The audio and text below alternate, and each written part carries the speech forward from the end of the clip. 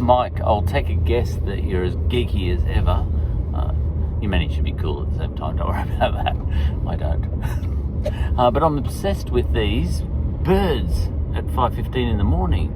I'm going to go out in the next, maybe tomorrow, and actually sit in the garden from about 5:12 to see exactly what time they start chirping, tweeting, and then match that up with the astronomical twilight time. And I've got a feeling they're getting it to the minute. I know this must be, people, well, what on earth does he talk about? But I've got that excuse again. I've only had about 1.5. I only had about 50 minutes sleep. So there's my excuse. But what was the other thing I was thinking? I went out in the garden last night. What am I doing here? Yeah, look, I'm just talking. I reckon everyone should do this, even if you look as shit as I do right now. I reckon that's the way things are going to go. People are going to stop texting eventually. We're going to forget how to write and all that sort of stuff, and it'll just all be videos. Everyone just chatting to each other all the time live.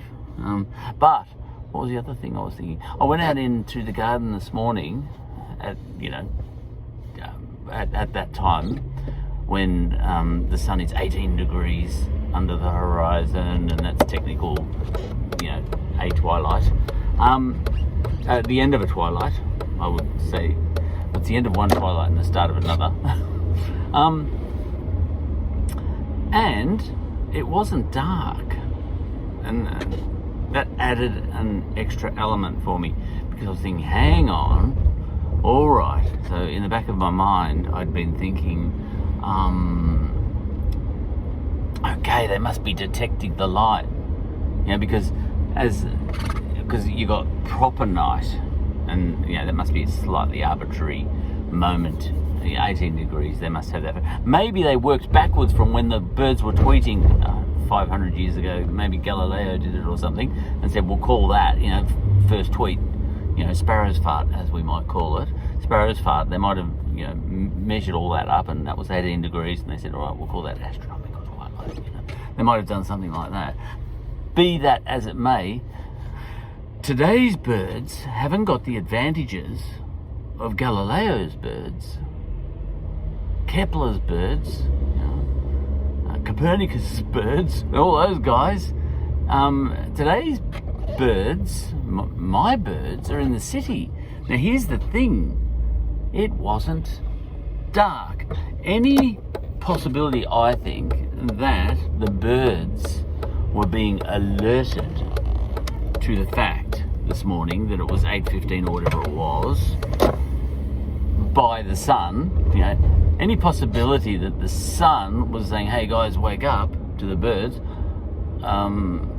was out the window, I think, because there was too much stray light from the city. We're in the city here, so it was actually fairly light, already. So, surely that would swamp any possibility that the birds were picking up that the sun had reached a certain point. So then I get thinking, are the birds on a timer? And this twilight time thingy changes every day, slightly, I think. I haven't worked that one out yet, because even if you're at the equator or here, it still might be 18 degrees, but just the Earth's going faster there. Not sure. But I don't want to look it up on Google, because that would wreck everything. Anyway, regardless of all of that, our birds seem to be on a timer. Their internal Birdie Clocks seem, as far as I can tell right now, seem to know,